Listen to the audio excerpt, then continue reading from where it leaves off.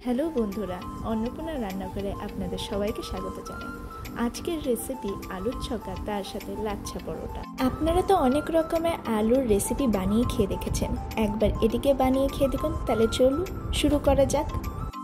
দেখুন বন্ধুরা, আমি এখানে 4টে মিডিয়াম সাইজের আলু নিয়ে নিয়েছি। এর থেকে আপনারা বড়ও নিতে পারেন, কোনো অসুবিধা নেই, বা ছোটও নিতে পারেন। তাহলে প্রথমে আলুগুলোকে আমি ভালো করে চোখলা ছাড়িয়ে ডুমো ডুমো করে কেটে নিচ্ছি।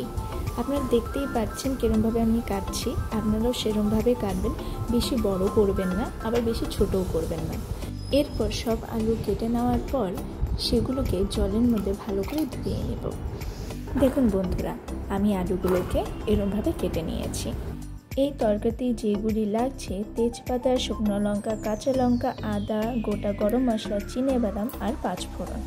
প্রথমে আমি আদাটিকে ভালো করে থেতো করে নিচ্ছি, আপনারা চাইলে গ্রেটও করে নিতে পারবেন। এরপর কড়াইতে সর্ষের তেল দিয়ে সর্ষের তেল গরম হয়ে যাওয়ার পর ফোড়নে শুকনো লঙ্কা, তেজপাতা, ছোটো এলাচ, লং, 5 ফোড়ন দিয়ে দিতে হবে। এরপর থেতো করে রাখা আদাটিকে দিয়ে যতক্ষণ আদাটির কাঁচা গন্ধ না চলে যাচ্ছে ততক্ষণ ভেজে নিতে হবে। এরপর চিনেবাদাম দিয়ে হালকা লালচে করে ভেজে নিতে হবে। বাদামটি ভাজা হয়ে যাওয়ার পর ডুমো ডুমো করে কেটে রাখা আলুগুলো দিয়ে স্বাদ মতন লবণ দিয়ে হালকা ভেজে নিতে হবে।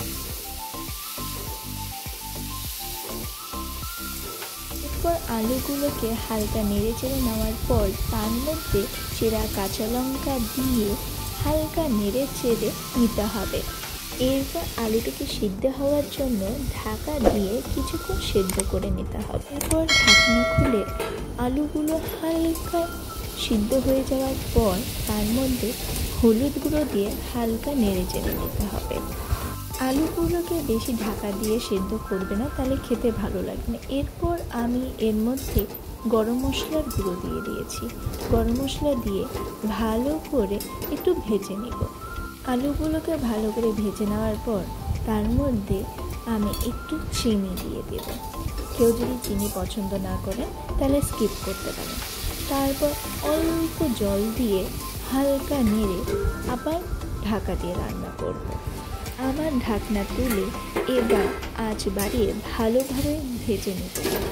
ভেজে নেওয়া হয়ে গেলে তৈরি আলুর ছক্কা। এরমভাবে আলুর ছক্কা বানিয়ে দেখুন বাড়িতে, পরোটা লুচি সব সাথে জমে যাবে।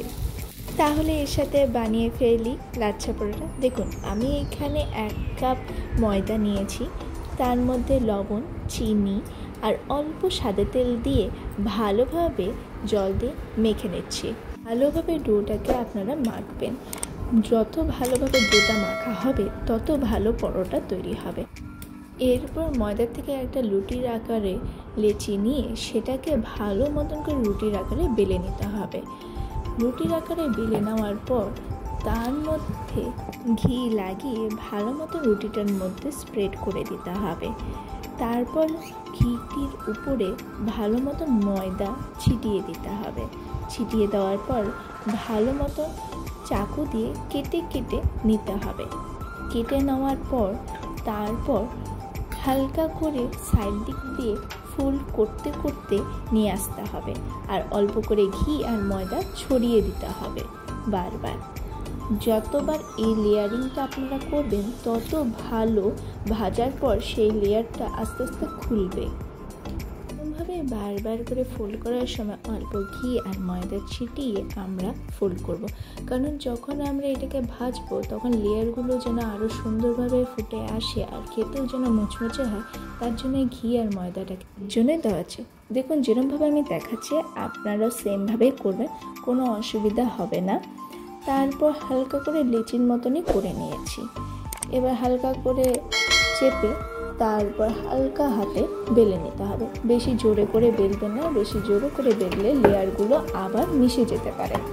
তারপর যখন আমরা ভাজবো তখন আর লেয়ারগুলো দেখা যাবে না, এজন্য হালকা হাতে বেলে নিতে হবে।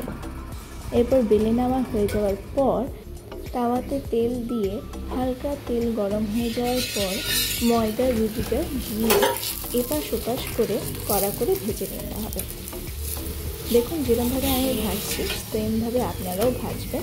কম তেলেই আমি ভাজছি, আপনারা যদি একটু বেশি তেলে ভাজতে চান তাহলে সেটাও আপনারা ভাজতে পারেন। এরকমভাবে হালকা করে লালচে লালচে করে ভেজে নেওয়ার পর সেটাকে নামিয়ে যেরকমভাবে আমি দেখাচ্ছি সেম প্রসেসে আপনারা করে নেবেন, তাহলে লেয়ারগুলো দেখবেন আস্তে আস্তে করে খুলে আসছে।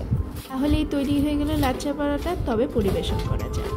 রেসিপিটি ভালো লাগলে অবশ্যই লাইক, শেয়ার অ্যান্ড সাবস্ক্রাইব করবেন। দেখা হচ্ছে আবার নতুন এক রেসিপি নিয়ে।